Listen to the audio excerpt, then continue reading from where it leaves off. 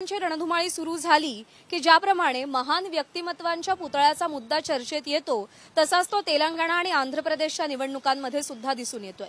तेलंगणात के चंद्रशेखर राव यांनी हैदराबादमध्ये भारतरत्न डॉक्टर बाबासाहेब आंबेडकर यांचा 125 फूट उंच पुतळा उभारला आणि दलित मतं आकर्षित करण्याचा प्रयत्न केला, पण त्याचा विशेष फायदा त्यांना झाला नाही। उलट विधानसभेतली आपली सत्ता गमावून पराभवाला सामोरं त्यांना जावं लागलं आणि तेलंगणा विधानसभा काँग्रेसनं काबीज केली। आंध्र प्रदेशमधल्या लोकसभा आणि विधानसभा निवडणुका डोळ्यासमोर ठेवून मुख्यमंत्री जगनमोहन रेड्डी यांनी बाबासाहेब आंबेडकर यांच्या 125 फूट उंच पुतळ्याचं अनावरण करून दलित मतदारांना पुन्हा एकदा आपल्याकडे आकर्षित करण्याचा प्रयत्न केलाय। आंबेडकरांचा पुतळा देशातील सर्वात उंच पुतळा असल्याचा दावा जगनमोहन रेड्डी यांनी केलाय। आंध्र प्रदेशच्या लोकसंख्येपैकी 19% जनता दलित आहे।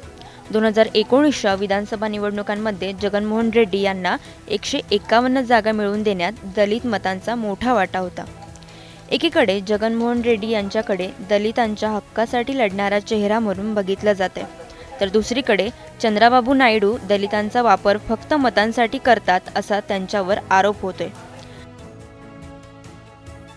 ज्या बाबासाहेबांनी संविधानाचा अधिकार दिला, लोकशाही दिली, त्यांचे पुतळे उभारून राजकारण करणारे नेते आणि त्यांचे कार्यकर्ते इथल्या सामान्य लोकांना त्यांच्या विरोधात बोलल्यास मारहाण करतात, असं काही लोकांनी ऑफ द रेकॉर्ड सांगितलंय। आंध्र प्रदेशच्या राजकारणात जात हा फॅक्टर खूप महत्त्वाचा आहे। रेड्डी आणि नायडू या दोहोंसमवेत कम्मास आणि काबूज या दोन जातींचंही इथं वर्चस्व आहे। त्यामुळे फक्त आंबेडकरांचा पुतळा हा आंध्र प्रदेशच्या निवडणुकीत एक महत्त्वाचा मुद्दा ठरू शकतो। प्रज्ञा पोवळे, एबीपी माझा, विजयवाडा, आंध्र प्रदेश।